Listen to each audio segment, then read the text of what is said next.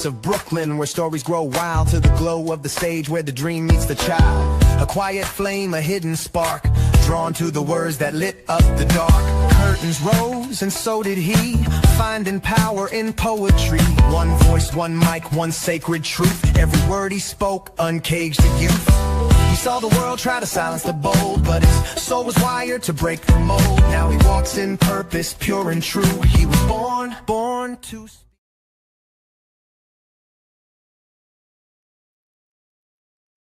And we are here. Welcome to Born to Speak to You TV. I'm your host, Calvin Gibbs, and man, we got a great show for you today. This episode is called Leadership with Heart, Strength, and Service. And my guest today, well, I'm not going to even tell you who my guest is, but I want to ask you all a question first. What does it take to lead with strength when life tests your resolve?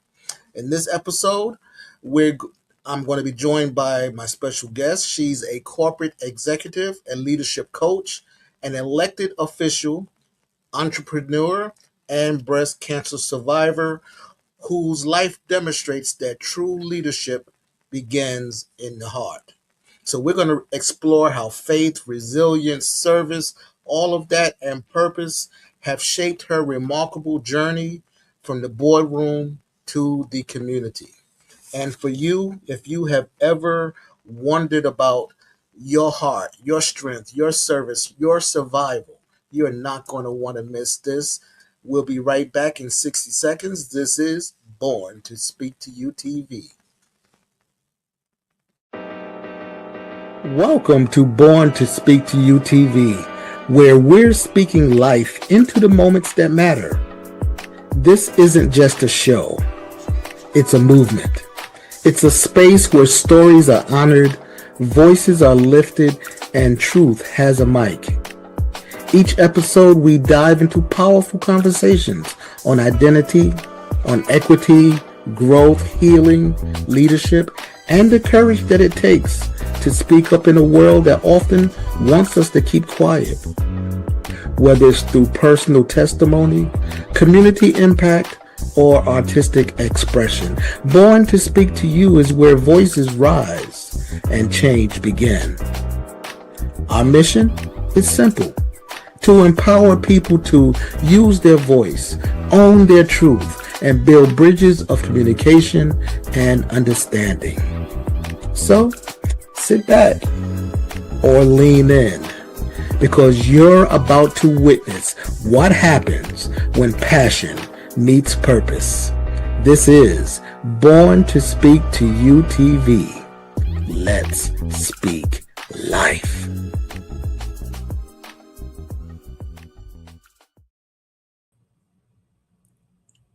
All right, we are back. This is Born to Speak to You TV. And my guest today, I'm going to tell you a little bit about her, a little bit more about her. I've already told you she's an accomplished executive leadership coach, entrepreneur, public servant, and breast cancer survivor. But when you first meet Dr. Linda Jordon, you immediately feel her presence.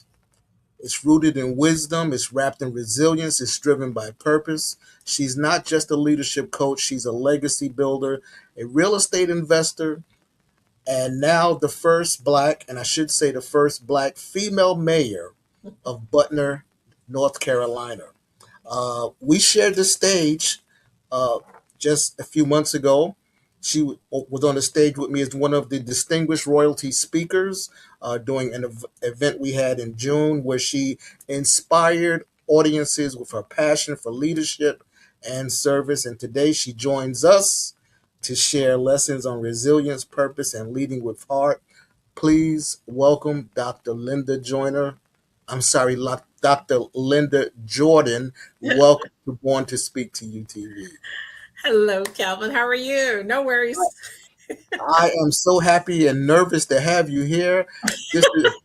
You're like the first of the royalty speakers that I've had on. So this is like having family on, you know. So, oh, yes. So thank you so much for being here. My pleasure. I did a little deep dive on you. I found so much about you that I can't wait to ask you some questions. And yeah, so let's just have some fun and a great conversation. I Sure. usually I usually say let's jump into the deep end because that's where the party's at. So let's go. First, I want to talk about your leadership journey. hmm And if you could just tell us a little bit about your journey and what inspired you first to become a leader.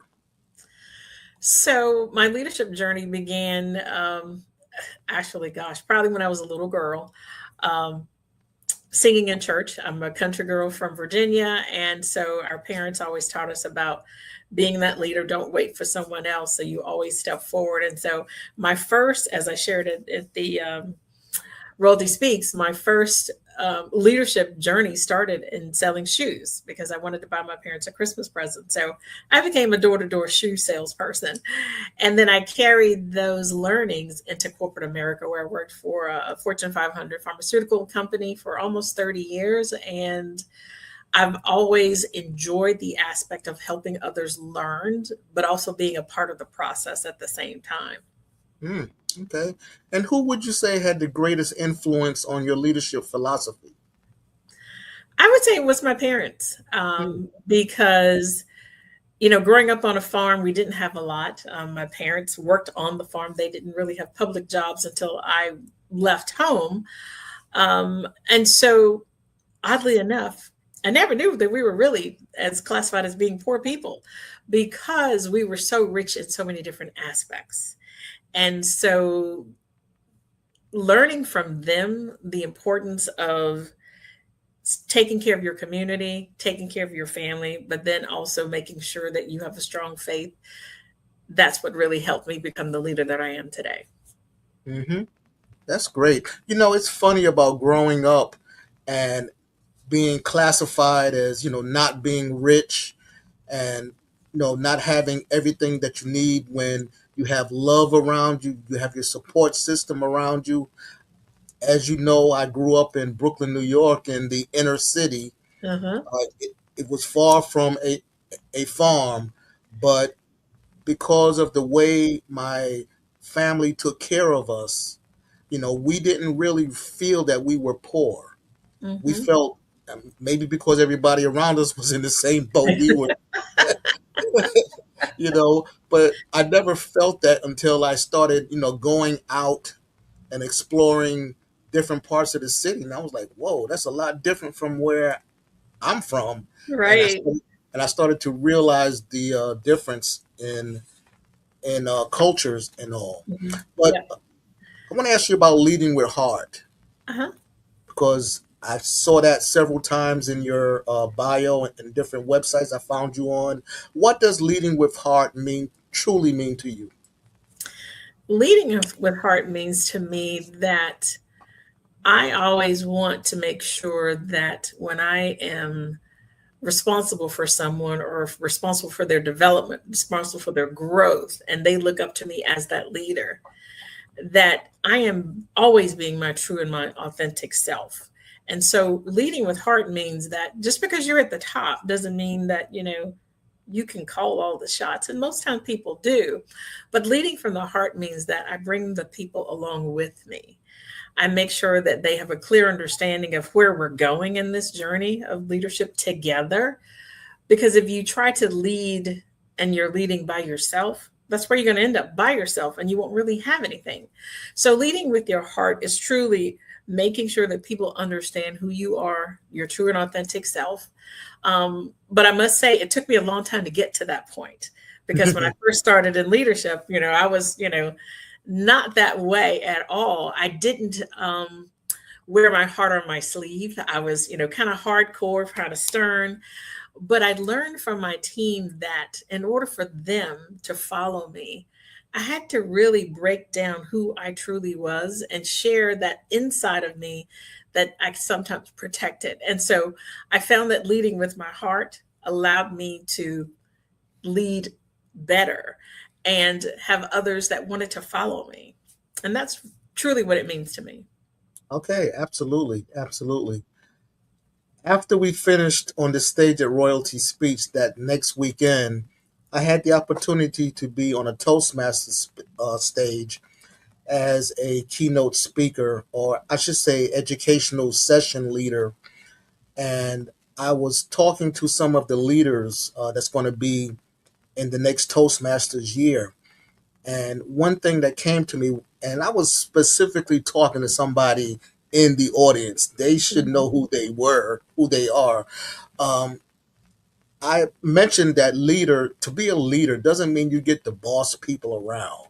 You Right. know, you may do that as a result of, but you should do it with love. Hmm. You should do it with heart. And I love what you just said about uh, getting to getting people to know you and getting them to do things. They'll do it for you because they know you. Right. This person that I'm talking about pretty much came to me and said, Calvin, I want you to do da da da da da when I'm in charge. And I was like, are you serious, man? That's not that is not the way you get me to do anything. No, no, you no. know. So so let's move to our second category. It's strength through adversity. Strength through adversity. Because I know that you are a breast cancer survivor. Uh, just briefly, how did that experience change your perspective on life? Oh my gosh, that was just a huge eye opener. It changed my perspective on life. Number one is that life is short. You're Mm, not promised for the next day. And so you have to embrace every single moment. And for me, it allowed me to reinvent myself of who I was because, as my husband would always say, I was corporate 120% all the time. And I quickly learned that going through the cancer journey was that I had to go back to being my true and authentic self. I was helping to build someone else's dream, but I wasn't building my own dream. And so that was a pivotal moment for me because I was trying to find myself again because I was so corporate 24/7. And then when I had time to recuperate through the cancer journey, it was just such an eye opener. I missed my staff tremendously, but I didn't miss the work at all. mhm. And so that was a hard adjustment because at that moment after my diagnosis and after my recovery, that's when I decided to leave corporate. I was trying to, do like my parents said, find a job after college and work for 30 years, but that was not in the cards for me. And so I had time to really reflect. And at that moment, I realized that it was time for me to step away from the corporate world because my health was most important. Yeah. And my team knew that because I shared that with them. And so my goal was to make sure that they would be taken care of. And I needed to just transition on and hand that role off to someone else who, much younger, who could probably do a much better job. But I needed to change where my focus was. And that was really focusing on my health and my family. And then whatever my next phase of life was, which is where I am today, Okay. being my own boss. Indeed, indeed. But and that's part of leadership as well, knowing when to step down, pass the baton on to the next person to carry it forward. That takes a lot of leadership skill, a lot of personal internal inspection, I think. Hmm. Yeah. Yeah. So as far as faith, how did your faith get you through those difficult moments as well? Oh, that was faith 100%. 100%. I am a very religious person. I don't go around 24/7 speaking the gospel, but I wake up in the morning, I have my affirmations, and I I I have to pray before I make a decision because I want to make sure that I'm making the right decision of where the Lord wants me to be. And so that's what I did. And so I took my cancer diagnosis as just a diagnosis. It wasn't an identity. And so when I went to the physician and, we're trying to talk about my, surgery and recovery. And I said, well, first of all, I had to pray about it. And then my question to him was, what would you do if this was your wife? What would you tell her to do? And so I did exactly what he said. And, that was doing a double mastectomy with reconstruction all at the same time, because, I'm a planner. I got to have things done. And so I really had to pray about that to make sure that was the right decision. And it was the right decision for me. Would I do it again if that came up? Absolutely. Because my faith is so strong. And I know that the Lord wouldn't put me in a situation that he wouldn't see me out of. Wow. Wow. As I'm listening to you talk, I'm remembering a conversation I had with a good friend, a childhood friend of mine, who lives in Maryland. I had it with her this morning. I know that she's had a lot of health issues going on. And there's a Bible app, it's called YouVersion, and I read it every day. I mean, sometimes before I get out of bed, I'm reading my verse of the day and going through whatever guided scriptures I have to read and pray on for that day. And I had sent her a friend request through that app a long time ago. I don't even know when it was, but it was still pending. So I called her, hey Teresa, what's up? I know we're still friends, but can we be, Bible app friends too? And she's like, oh, I forgot. And as I'm sitting there talking to her, I see it flash, friends accepted.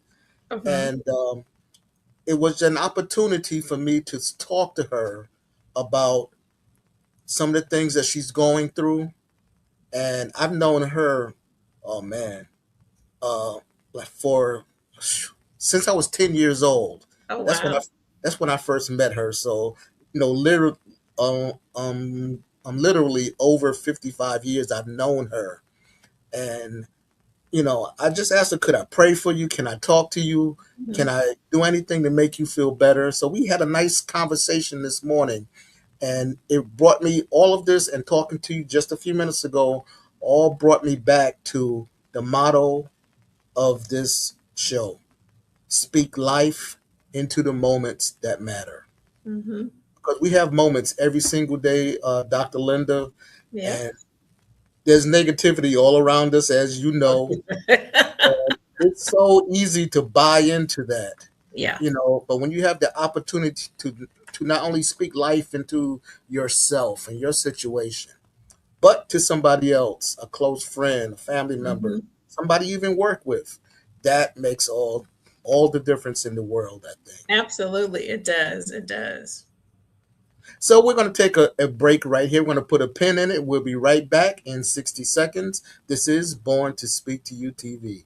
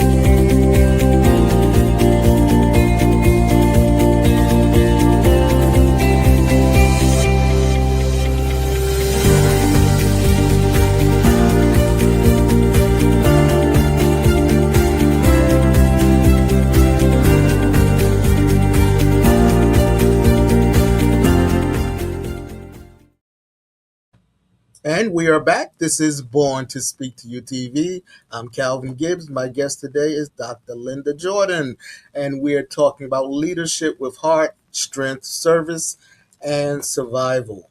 Now, we've already talked about the strength part of it. I do have one more question for you about strength through adversity.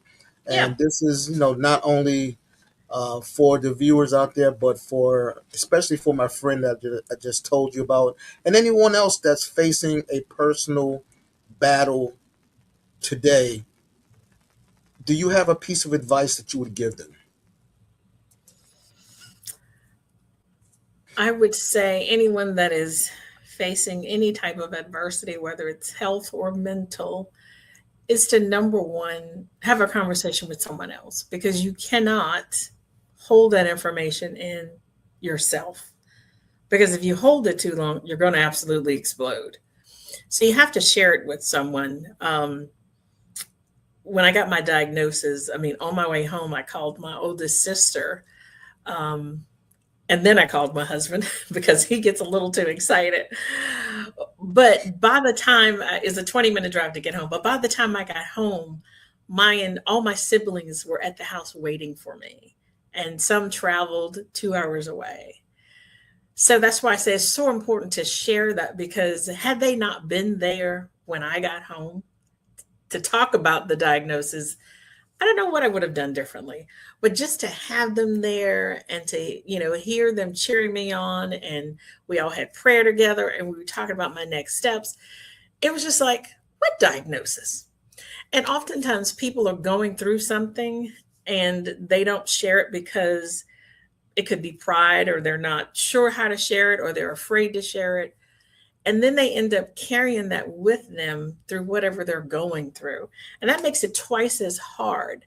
So if you just pick up the phone and call someone or go to your neighbor's house if you feel comfortable in sharing that, or call your pastor or someone who you can trust, a confidant, but just to share the information, to let it out, to talk about it makes such a huge difference in how you heal, how you process whatever that is that you're going through. Because just know that you're not alone. Someone else is going through that or they have already been through that. Right. And so that's the beauty of sharing the information because people can help you along the way. Just a kind word makes a huge difference. And then prayer on top of that, you can move mountains. All right, speak that life. You don't have to go through the journey you should not go through the journey by yourself. Amen. Amen. Let's move to our next category, which is leadership that serves. Leadership that serves. You've served in both corporate America and public office. Yes. How are those leadership roles different? They're totally different. Totally different. Oddly enough, I started my political career while I was in the corporate space. So I had to flip off different hats based on where I was. In the corporate space, we all know it's just a corporate world, and there's a corporate speak, a corporate dialect, and the way you do certain things. The same is in the political world, but it's even more stringent because you have to be careful of what you say and how you say it, because someone's always watching or analyzing what you said. And I had to reprogram my brain of how to process and translate information, because the way I may say something to a colleague in the corporate world, and they take it a certain way because they know about how I operate and the business operations, I couldn't do that in the political arena, because if I'm talking to a constituent, I have to make sure that I am much more empathetic than I would be in the corporate space, because it's about them. It's about what's happening to them. If there's a policy change in from politics or taxes, that's an impact that hits them a different way. Whereas in the corporate world, if there's a policy change or, being in pharmaceuticals, that it'd be an impact to the consumer, or if there's an operational change, we have to do things differently and people can adjust to that. But when you're talking about policies that relate to someone's home, their property taxes and roads and infrastructure like that, it is so different. And so you have to make sure that you are speaking the right language and that you're empathetic and that you truly understand what that impact is going to be to that citizen, because the impact to them could feel one way versus when you're talking in a corporate world. It's a totally different outcome. I know I said a lot in that, but it's so different. But that's a very good message that you just gave us. I have a keynote that I do on leadership engagement, and I Mhm. talk about three tenets of that, which is self engagement, team engagement, and community engagement. And I spoke in front of a group that basically was only concerned with self engagement to a degree. Team Uh-huh. engagement was the big thing. And I found a way to open their eyes to community engagement. Mhm. That's a big part of the business as well. Getting a community to buy into what you're trying to do for them. Uh, Right. Everybody on board, they can visually see you out there doing things for them. They're doing things with you. The community is growing. Um, what would you say? Why is community service such a big part of your life? It's a big part of my life because my parents were, I'd say, the cornerstone of community service. Mhm. Growing up on a farm, they helped everybody in the community. So we had all the animals, cows, chickens, and pigs. We had vegetables, we had gardens, um, cotton, tobacco. And so my parents would hire people to work for us because all the children couldn't do everything at the same time because of different age groups. But my father would hire people in the community to help him with the farm.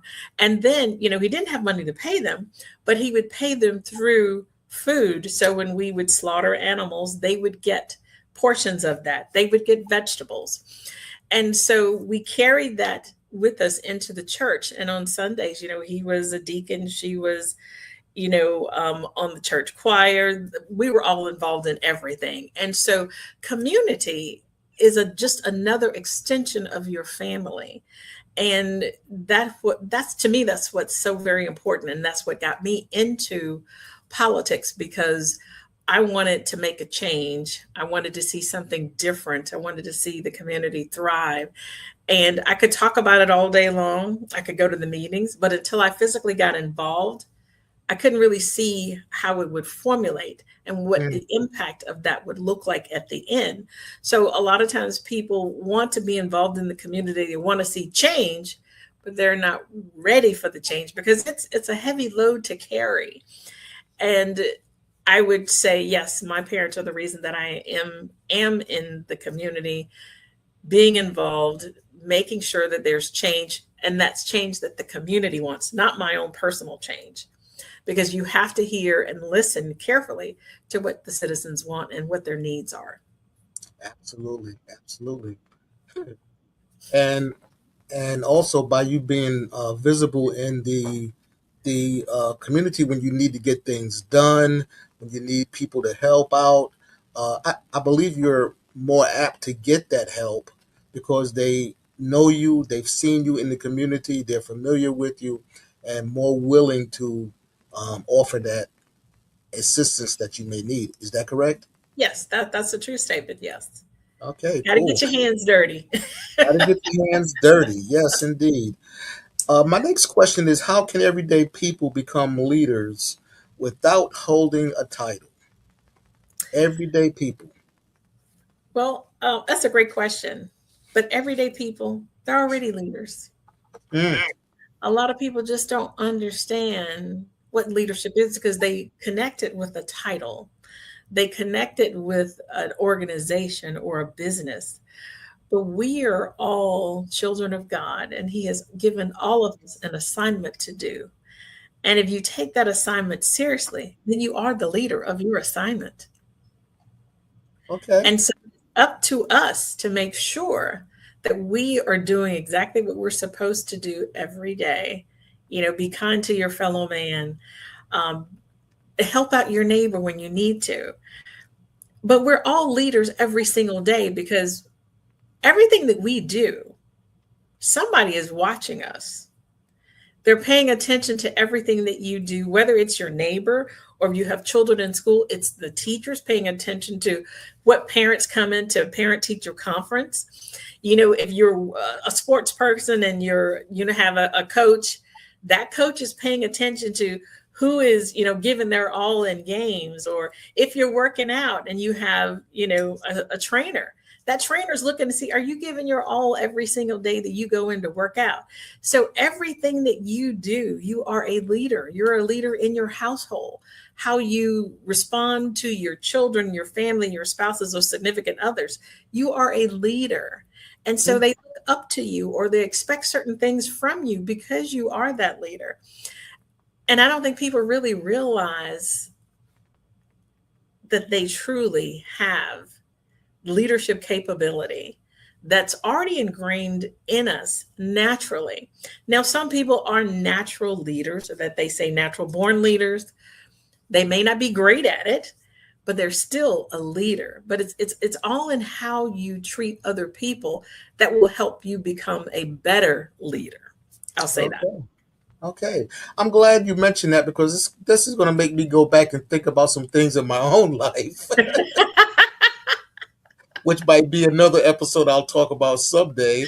But I got to figure this out. So thank you for those thoughts, Dr. Linda. We're going to take a break right here. We're going to have a message from our sponsor. This is Born to Speak to You TV.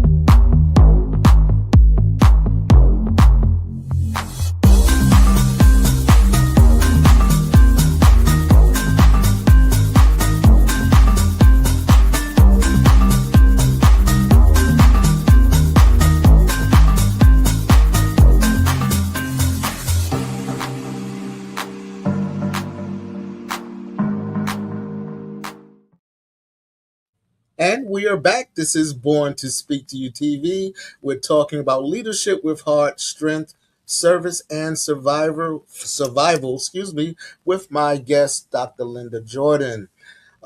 Let's go to our next category, Dr. Jordon. We're going to talk about building people. Part of leadership, of course, is building people up. And you mentioned coaching in the last segment. Why is coaching and mentoring so important? Not only coaching, but mentoring, so important. Yes. So first of all, let me clarify the distinction, because a lot of people sometimes mold them together. Mentoring is really about showing someone what you have gone through and teaching them the ins and outs of your experiences to mentor them through that process. Coaching is really more about listening and understanding where the person wants to go. You're not going to tell them how to get there, but you're going to guide them through that process. And so it's very important that people understand the difference, because sometimes if you're in a conversation with someone, they can cross-pollinate.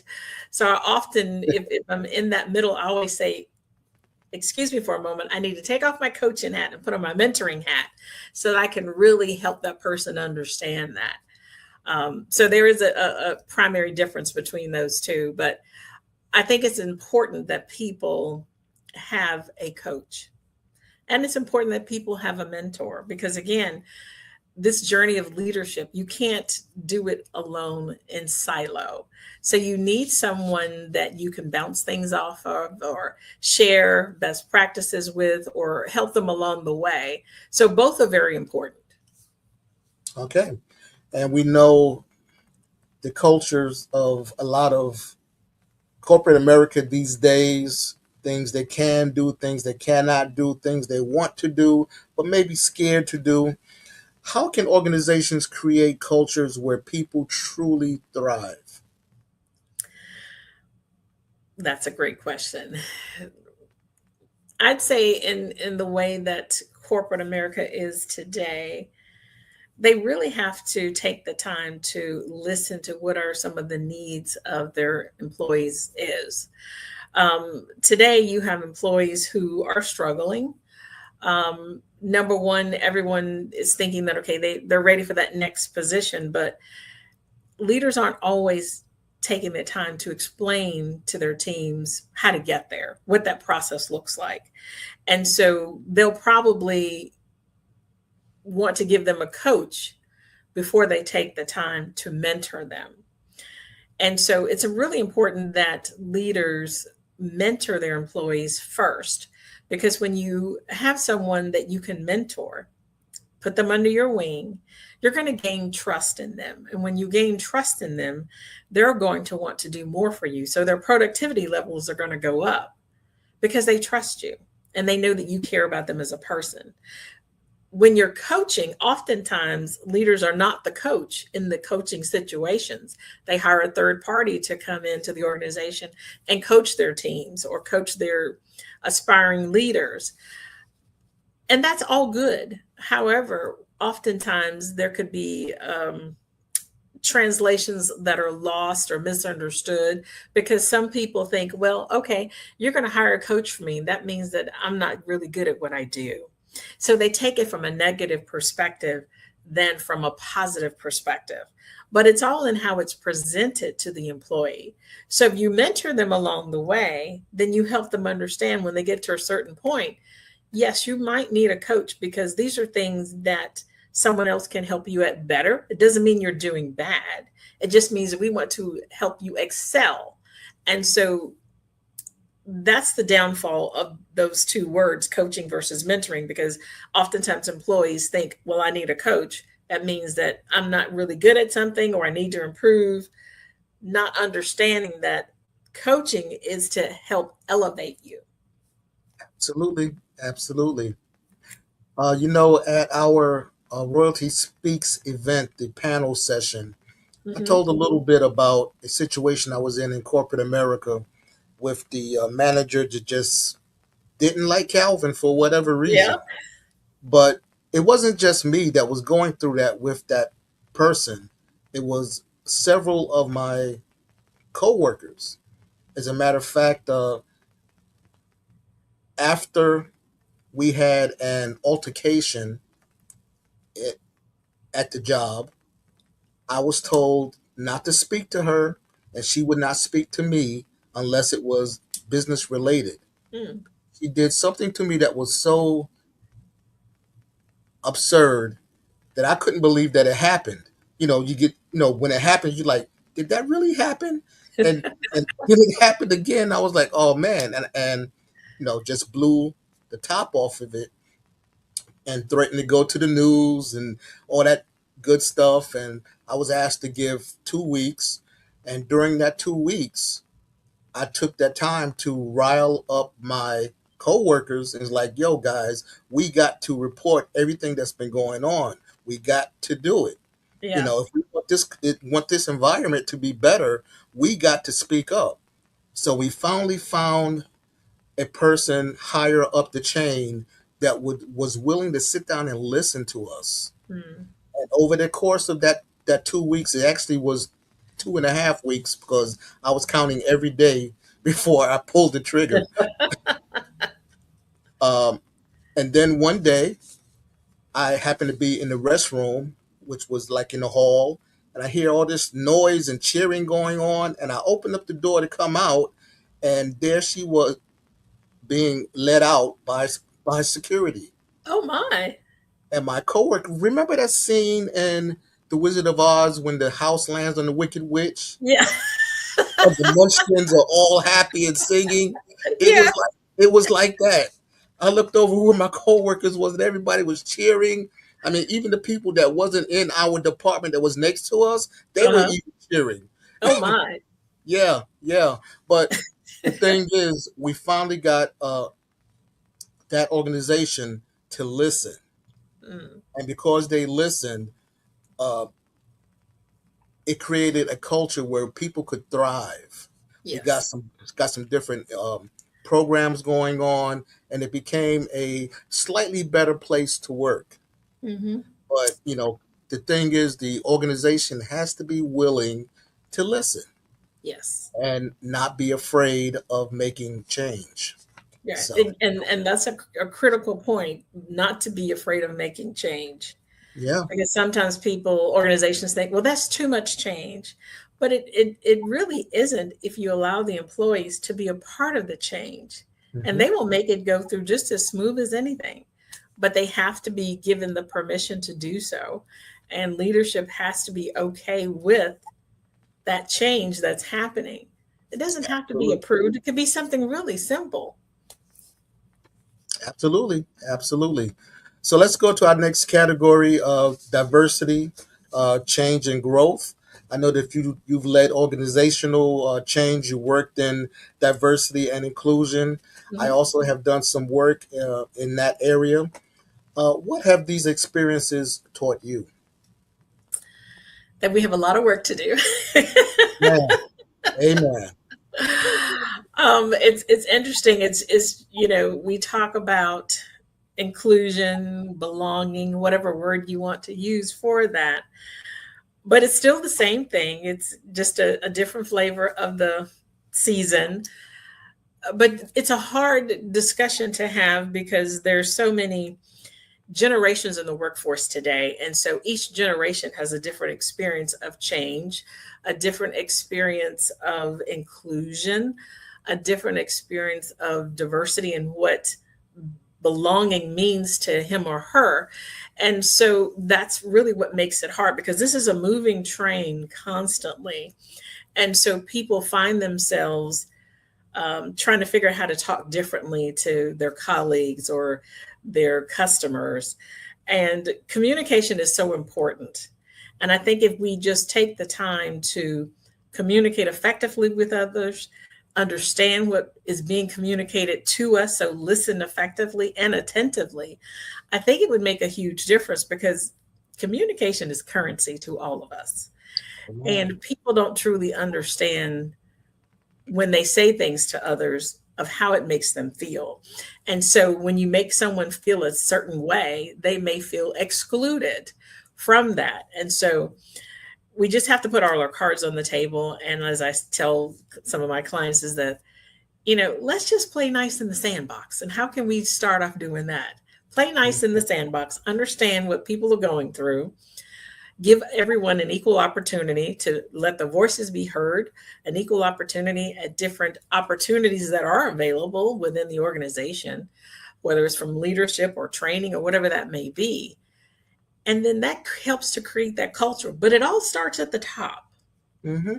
It all starts at the top because the body is only going to do what the head is telling it to do. And so if the top is not providing clear structure and guidance when it comes to these topics, the body is going to flounder. It's like a fish out of water. They're just flapping around because they're not sure what to do.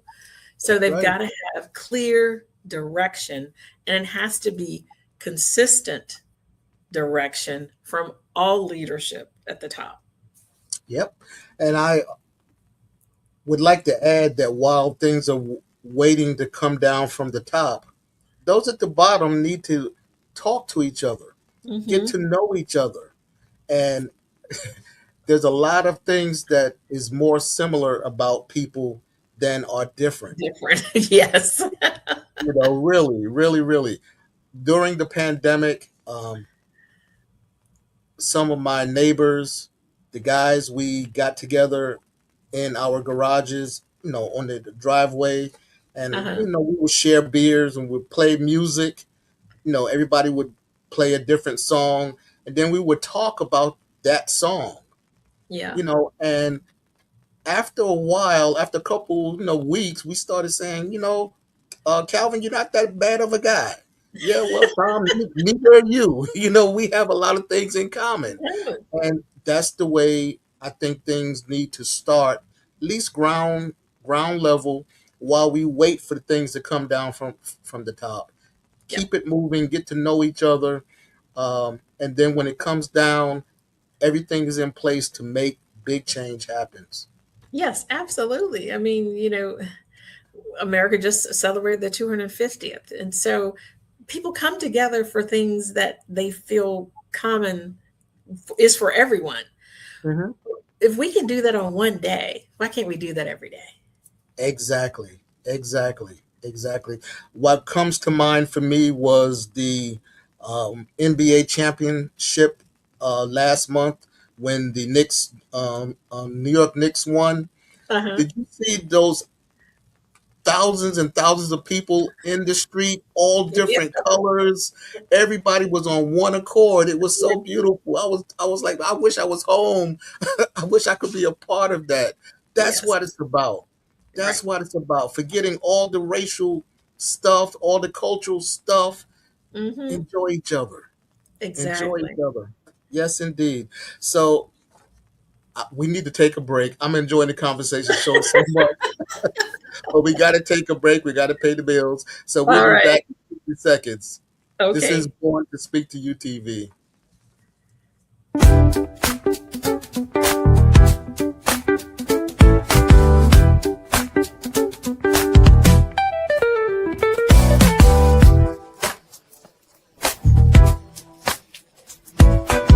Hi, this is Calvin Gibbs with Born to Speak to UTV, and here's your Born to Rise tip for today.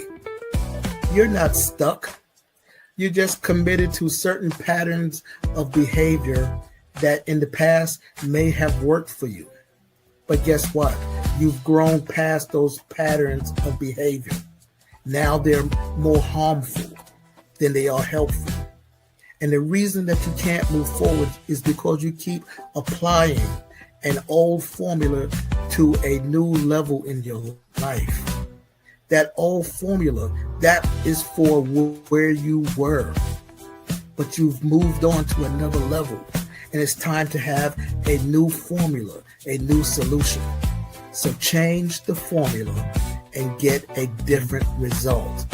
If you keep doing what you did when you were there, it's not going to work out. You've moved on to another level, change the formula, and step into your purpose. You were born to rise. From the streets of Brooklyn, where stories grow wild, to the glow of the stage where the dream meets the child. A quiet flame, a hidden spark, drawn to the words that lit up the dark.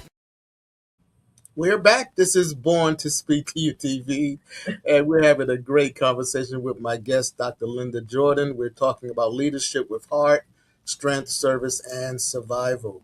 Well, Dr. Linda, we have reached the part that I like to call the legacy and speaking life segment. I just have one question for you here, and that question is, what does speaking life mean to you personally? Speaking life. I would say, I hadn't thought about that, but speaking life, I would say is, oh goodness. I think every day I speak life Hmm? because every day I embrace it as if it were my last day. Okay. And so I don't take anything for granted. When I am speaking life to others, I want to make sure that they do the same thing. Don't wait for things to happen to you. You make things happen for you. For you. Absolutely. And so a lot of times we wait because of fear, or it's not the right moment, or it's not perfect. And so speak life is more about embracing life, embracing the day, the moment, and doing what it is that you need to do to be successful, to feel good about yourself, and so that you can be able to create generational wealth or create a legacy for yourself or your family. Um, yeah, I think that's really what speak life means. It's a great one. I hadn't thought about it that way, but that's what I would Okay. say. All right. Thank you for that. When people hear the name Linda Jordan years from now, what do you hope they'll remember?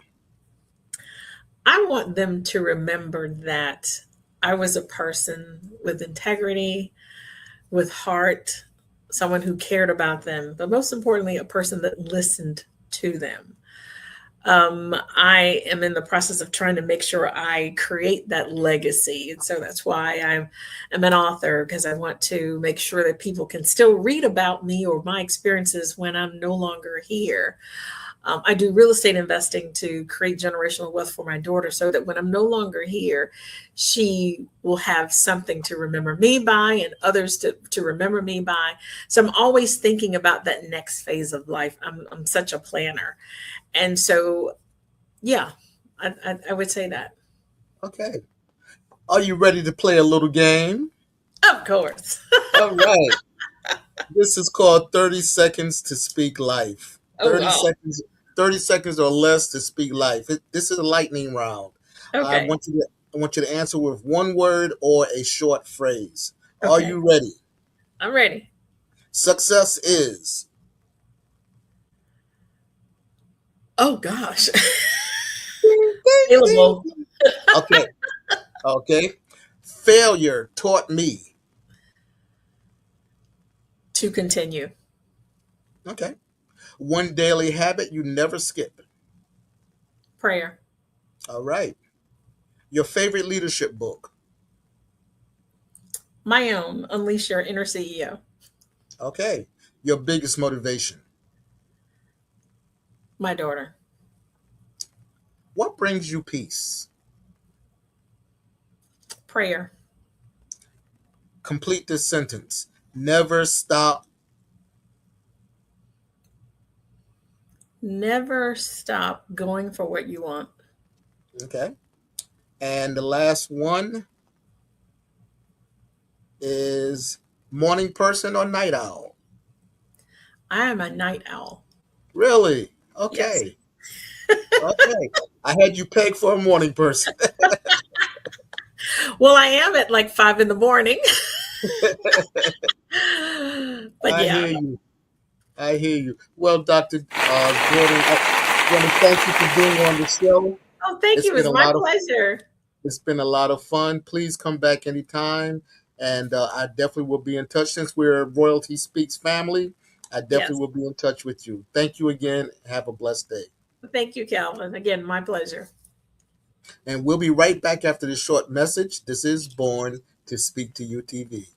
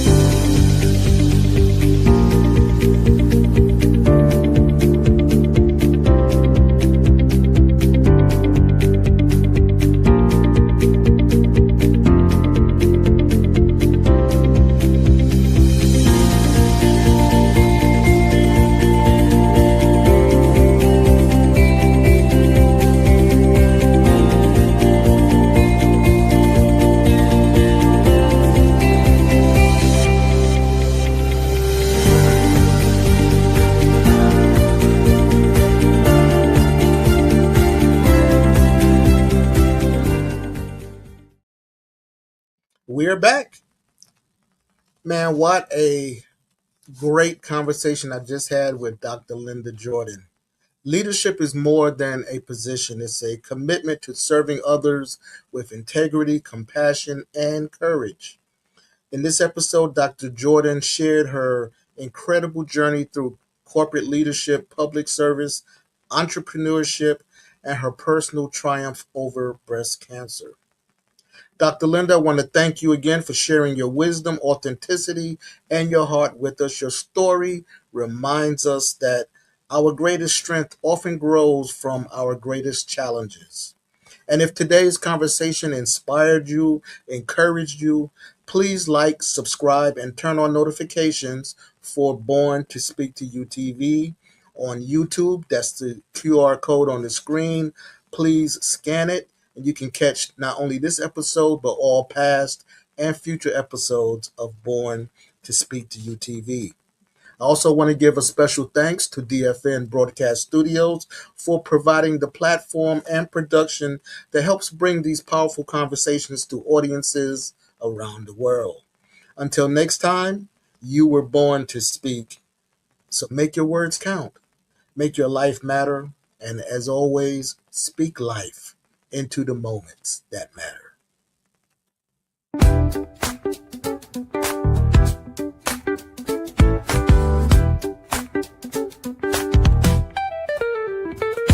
From the streets of Brooklyn, where stories grow wild, to the glow of the stage where the dream meets the child. A quiet flame, a hidden spark, drawn to the words that lit up the dark.